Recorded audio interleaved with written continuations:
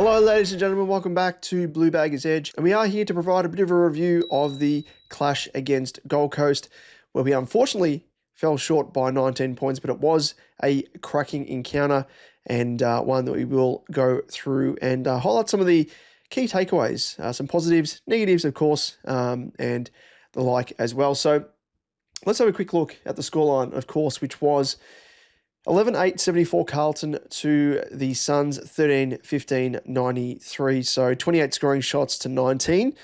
But, it was kind of a tale of not two halves, because it was almost a tale of three quarters and a quarter, in the sense that the way that we played and turned things around in the last quarter was chalk and cheese compared to the way that we started the game. We'll go through, of course, the team stats and everything else, but just want to go through and highlight some of the key moments, and we'll start things from the top here. A bloke that has copped a bit of flack from us here at Blue Baggers Edge, for fair reason, because he hasn't been performing when he's been coming in, but I think a lot of that is due to the fact that the way he's being managed by Voss and co, I think hasn't been the most fruitful to get the most out of him. But however, Frankie Evans, round of applause to the great mustachioed man, the man who I think has sort of comparisons to Ben Stiller of, there's something about Mary type era. Every time I look at him, I just see Ben Stiller, and it's a great face. It is a great face, and it's maybe to do that city mode. But Frankie Evans, 4 goals in what was a scintillating display all over, really. He was legit, I reckon, the catalyst in the last quarter fight back, but across the game, he had key moments that really stuck out. And, he's very unassuming. He's the sort of player that when he kicks a goal, he's not one to be, doing the double cobras and, pumping his fists. He's very just, blank face. And I appreciate that, because it's very different in light of, if you compare it to, say, Hawthorn, the younger brigade, younger draftees coming through. They like to wear their personalities on their sleeve, which is totally fine. But I love the fact that he's so unassuming, just goes about his business, and to kick the 4 goals that he did was a very, very good display. But it began off the back of, that first goal, and it was off the back of a beautiful positioning where that Harry, which he had the ball kicked to him, one-on-one, and could help outnumber the contest at ground level, especially with his opponent in tow, and snapped a beautiful goal. Very classy, around about 40, 45 metres out, and just dobbed it. A very nice kick. And we thought, oh, that's nice from Frankie. Good to see that he can actually convert one, early on, because he can have moments there where he's kicking can lead him down in front of goal. But then takes it to another level. That one-handed mark on all players, it was Mac Andrew. The high flying, big spring in his leap, Mac Andrew, of all players. Held him off with one hand and then juggled the ball and marked it in the other. It was a superhuman effort from someone that, he would probably say himself, he's probably not the most naturally talented footballer, but as I'll say in a moment and touch on, one of the things that I love about him is he wears his heart in his sleeve, and he has work rate that is probably top notch among the players out on the ground. So that there was just epitomised the type of game that he was having on the day, but it was all falling his way. And off the back of his effort, which was really good to see, and then also his field kick to Ashton Moyer was a super low dart. It was laser-like, bulleted straight onto Ashton Moyer's tit. And I think it might have been Gary Lyon made a comment that he was prime Modra. He was doing it all. He was doing it all in front of goals. He was link-up play. And then also off the back of that, he had smarts in a passage of play there. Might have been in the third quarter, potentially the start of the last.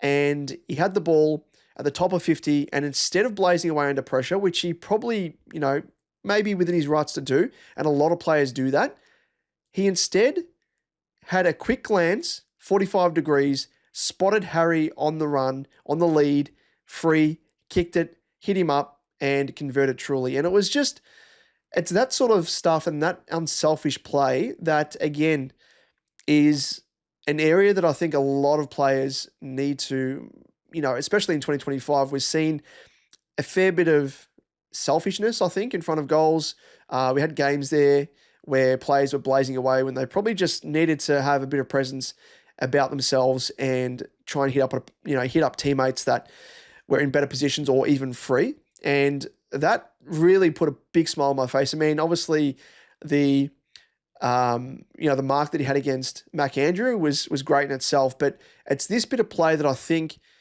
it typifies what we need to instill in our players more often than not. And it's that teamwork. It's just, being so selfless. And we just want to see more of it. So Frankie, that probably put one of the biggest smiles on my face there. And, I've obviously been, as I said, critical of Frankie in the past, and it was more so born out of the frustration that Voss and the other assistant coaches didn't really give him that extended run in the VFL. And I always think that if players are getting games off the back of one good performance in the VFL, maybe early on, fair enough, but if you're then getting opportunities off the back of one good performance in the VFL and you're not delivering, you probably need a bit of an extended run in the VFL to get some consistency behind you before then you are warranted a spot in the senior team. Now, it happened, I reckon, about 4 or 5 times across the season to date where he played well in the VFL, earned his spot by all rights, but then came in and didn't really do a job, was not impactful at all, and just didn't really have a good game. And then was demoted, back again, demoted, back again. And I'm just like, I don't think that's the best way to really, I guess set standards. I think in a sense that, yes, you want to reward players for having good form in the VFL, but if it's one game, I mean, you look at the likes of Harry Lemmy, who's had, what was it? It was something ridiculous, averaging 4 goals a game over 6, 7 games, whatever it was, that stretch there, that it didn't really make much sense as to why he wasn't getting a crack. And then you have guys like Frankie Evans getting a crack off the back of one good game and then having a shit one at senior level and getting demoted. It just doesn't quite marry up with me. And, he's kind of been above a few of my jokes, Frankie Evans. Lighthearted, of course, nothing untoward because, we don't want to be vitriolic or anything of that kind. We want to get the best out of our players, obviously. And a lot of that was, making mockery of that mismanagement, I think, and, a bit of a gag about Voss obviously having a little bit of a, infatuation with him. And off the back of what we saw on the weekend, geez, we could probably join him right then and there as well. But as I mentioned from the top, the one thing that I can't fault about Frankie is the fact that he has incredible work rate. And the fact that he plays with his heart on his sleeve. A fair few players, as I said, could take a real leaf out of his book. And, he's probably not the most naturally talented player, but if he can continue on the form that we saw on the weekend, he will hands down be very, very soon a regular in our best 22, not 23, including the sub, best 22, because there is a role there as a small forward. It's up for grabs. It's been up for grabs all season. I think Jesse Motlop has had a fair crack at that and has failed to do, any damage or really grasp that opportunity. And I'm still of the opinion that Jesse unfortunately won't make it. He just has too many faults, too many flaws that he has not shown any ability to patch up. I know he's still young, but again, we're talking about management of players here. I think he should have been demoted back to the VFL for a long, long while ago, and I've spoken about it in the past. And it's not just, you're not doing it as a punitive measure. You're not doing it to punish players. You're doing it because you want young players to work on deficiencies at lower level where the pressure isn't quite as big as it is at senior level. The speed of the game isn't quite as fast at VFL level, and allow him to just go back, build some confidence and work on those areas of the game that he needs to. So for me, it's just, I think that there is a vacancy there that needs to be filled. And if Frankie is that man, I would happily have him as our small forward if he can continue that sort of form. And, as I said, he already has up his sleeve his work rate. And, off the back of that, opportunities will come. He's a smart footballer. We saw that in passages of play, as I spoke about, hitting up, teammates like Ashton Moyer and Harry. But, around the sticks as well, if he can brush up his conversion rate, well, who knows? He could be a very exciting player for us in the future. And 23, I actually thought he was much older than that as well. He looks older. He looks like around about 27, 28. But he does have time on his side. And, you know, love to see him get a crack and continue getting a crack off the back of that. Now, let's continue on. We've spoken enough about the man, the myth, the legend that is Frankie Evans. I still can't believe that he played as well as he did. And if that's a finger at me, a middle finger at me, mate, I will take it. I'll eat humble pie week after week if you continue that sort of form, mate. So well done. Tip of the old cap to you, Frankie Evans. Now, there were some really nice moments as well throughout. Great crumbing work, speaking of small forwards, by Fogarty in the second quarter as well. And we need to see that more often by our forwards playing that small crumbing role. And I say that because we have so many players in that role. We've got, Will White. We've got, of course, Motlop. We've got Frankie Evans. We've got Zach Williams. We've got Flynn Young. We've got quite a number of players in this sort of role, which I think is probably 2 players too many in that role. And Fogarty hasn't had the best season. He's had his moments, but that was great. Front and center, running into position and being able to get that crumbing goal was good to see in the second quarter. Now, speaking of the Suns, and I will end things with a bit of a discussion on a man that I've been speaking about who I am a massive, massive fan of and advocate of, and we'll keep that for last, though. And, of course, we will end things going through the team stats side of things as well to see where we perhaps won things and had things in our favour and things that perhaps didn't go our way. But let's continue with, I guess, for the Sun side of things. Now, we spoke about it in the preview to this game, and it was with regards to the dominant force that is Jared Witts. Now, let's quickly go through the stats here. And I spoke about it in the preview that Witts was going to absolutely annihilate us in the ruck, given TDK, he's not the bustling, big-bodied ruckman. And I thought that Pitnet was going to stay in because of the fact that we needed someone of that size to try and combat and maybe halve the contest around the ground. And, of course, at the centre bounce. But 49 hitouts to TDK's 22. And, of course, Hudson O'Keefe, who's virtually like a twig compared to Witter, only had the 6 hitouts. And then Harry chipping with the 2 and Ethan Reid the 1. But he was always going to monster us in the ruck. And as I said, like the matchup side of things, I didn't quite understand why Pitnet was omitted. I did like seeing Hudson O'Keefe get a bit of a crack, but at the expense of, I guess a better matchup having Pitnet in there, I don't know. I still question that. But yeah, he was incredible, Witter. Hard to really get one over in the ruck. He's just so big. He's such a smart footballer as well as a ruckman with his positioning, and he's just so hard to get past. And he is, I think, in the top 2, not just this season, but historically, has been among the top ruckmen to really, it's hard to get one past. So he played an incredible game to his credit. The other guy, of course, and I spoke about it in the preview, was Ben King. Now, he was always going to be a danger man in some really good form, but we really need to double team him more often. He was obviously the focal point for the Suns, and, Ben Long chipped in with 3 goals as well, but there was moments there where I was just left scratching my head, again, talking about matchups, positioning, everything else, which falls on the coaches. And I don't quite understand why Lewis Young was played or opposed to King more often than not. To me, that is just pure stupidity. And we've seen Young actually provide a bit more up forward compared to down in defence. Maybe you look at the size comparison between both guys in terms of height. But you look at the quality between both players, and there's no surprise that Ben King came out on top. He should have been moved off King post-haste after the first quarter. He took a specky over Youngie early on as well, and Youngie was like left shielding his head thinking, what the fuck just happened? And King kicked 3 goals in the first quarter and set the tone really for the Suns, and of course finished with the 6, I think it was. Yes, as you can see there, and it was a dominant display by him. He really did have his way with us. So I know Wiedering probably isn't as quick off the mark with compared to King, but I just think size-wise he could have sort of just got in front of him, used his body a bit more, and I think that we kind of needed to do that. And yes, maybe starting things with Young to see how we could go, how we could keep up in terms of speed off the mark, but we needed to put body on body and, even double team, have someone drift across into his, leading lane and, take him down. But who knows? It just didn't work.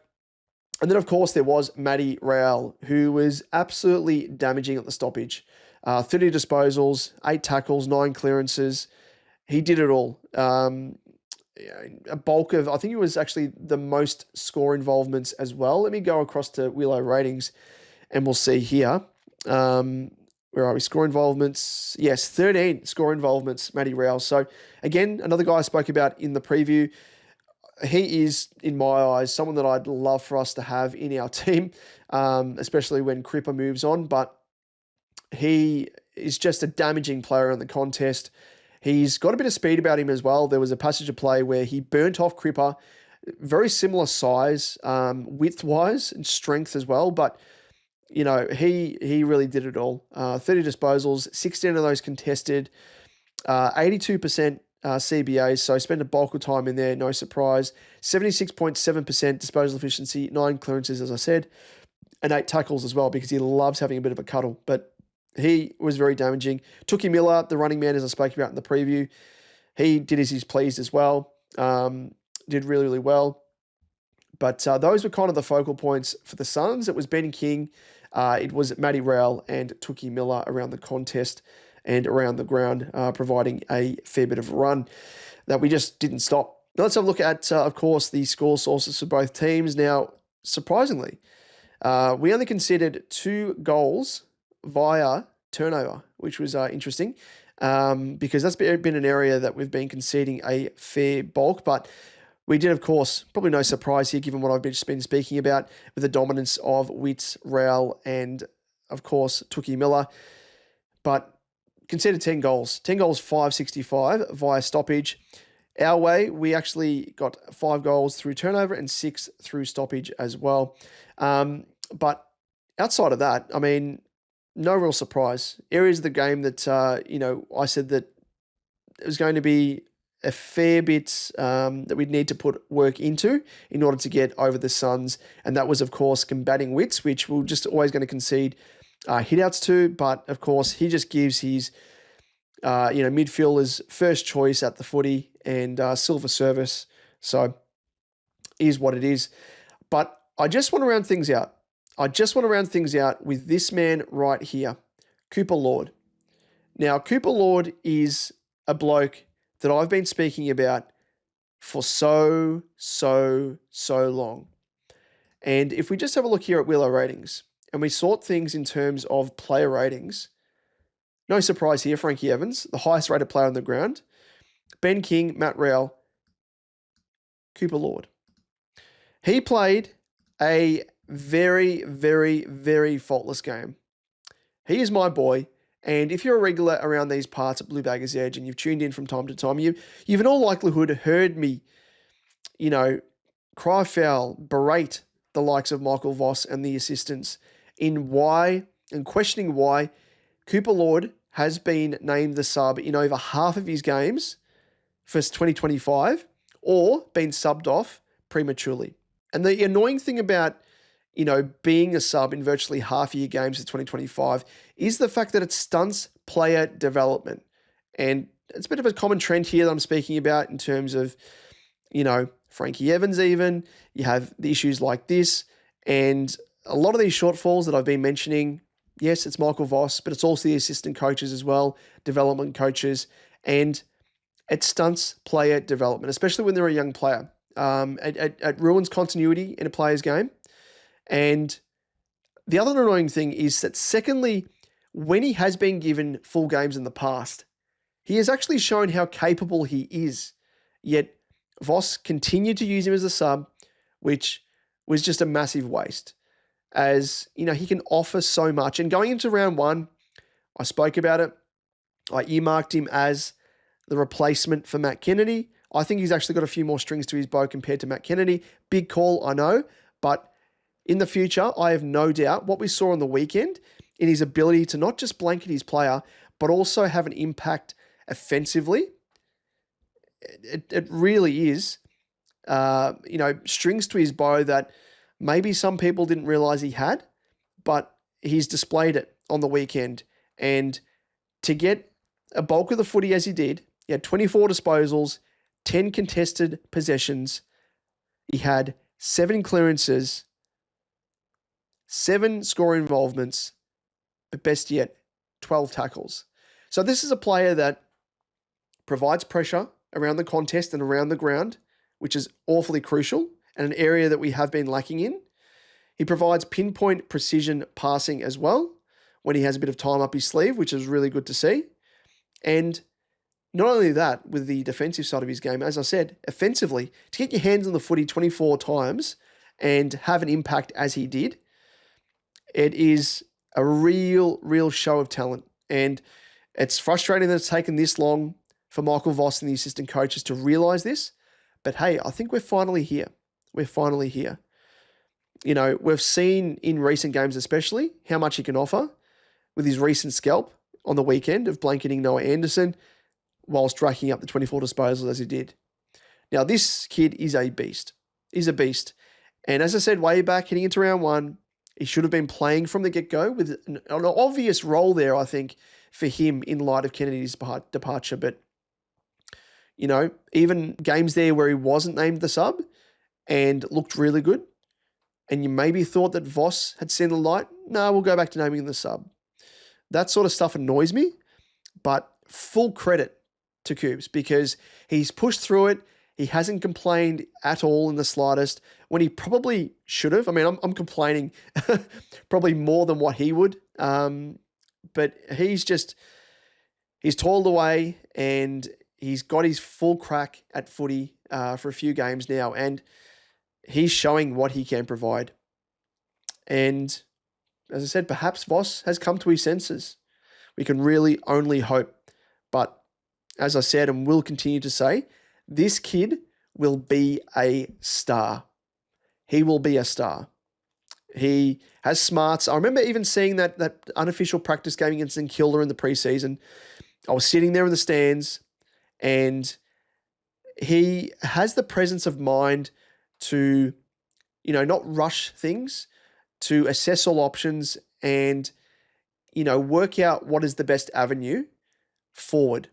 So if that's a 45-degree pass, if that's going forward, if that's maybe going, backwards, laterally, whatever it is, he looked really good in that game. And I thought, here we go. He's going to be a pencil in as a starter for round 1. And then when he was named sub, and I'm like, okay, well, that's a bit of a strange one, but maybe he gets another crack the week after. No. So it's taken this while. It's taken this long, but hey, we're here. And he is going to be an absolute star. Take it to the bank. I will rubber stamp that right now because what I saw in snippets in games where he was given a full crack and then gone back to being the sub again, which I just did not understand, I saw enough of, what this guy can provide. So I am so excited for Coops and may it continue. May it continue. Please, Michael Voss. Please, if you want to justify you staying in your job, please just play the players to their strengths and give Cooper Lord a full crack. We might go through quickly the team stats, but we'll just sort of point out any massive discrepancies here. As we spoke about in the preview, it was an even sort of contest going into it. We traditionally match up pretty well against the Suns. Inside 50s, we conceded 9 more to the Suns. In comparison, we're actually more efficient inside 50, which was above our season average, which was interesting. So full credit to the boys for, I guess, reversing that trend. Hitouts, no surprise, as I said, 20 more hitouts to the Suns compared to us. Clearance-wise, actually very, very even, despite the dominance of course, Matty Rowell and Tookie Miller. Contested possessions-wise, very even. Uncontested possessions, very even. So it was even across the board, really, in a lot of metrics. Marking-wise, I think that was one area that we actually averaged more than the Suns across the season. As you can see there, the season average 88 to 78.8, or 88.8 to 78.8. And we actually conceded more, like 31 more marks, which was interesting and probably says a little bit more about the uncontested side of things, which isn't the best. 11 goals to 13, 8 behinds to 15, and defense-wise, 77 to 68. More tackles, which is good to see, and 1%, we had more in our favour, 6 more, in fact, compared to the Suns. So an interesting game. I mean, for us to peg back the way that we did, I think we were down by almost 50 points there, nearly at the midway mark of the third quarter. And at the start of the fourth quarter, we went bang, bang, bang, bang, bang, and came back and took 5 goals, 5 in the last quarter to 1 goal, 3. Is a really good sign. And, we want to see that more often. Wasn't ideal, obviously, conceding as much as we did across the first 2.5 quarters of the game. But, we made our way back, and that was a positive to end things with. Well, that's it, ladies and gents. We might end things there. Thank you, as always, for tuning in. We will, of course, be back to preview the next clash against Port Adelaide. And until then, we will see you in the next one. Go Baggers. Have you ever heard the MCG like that?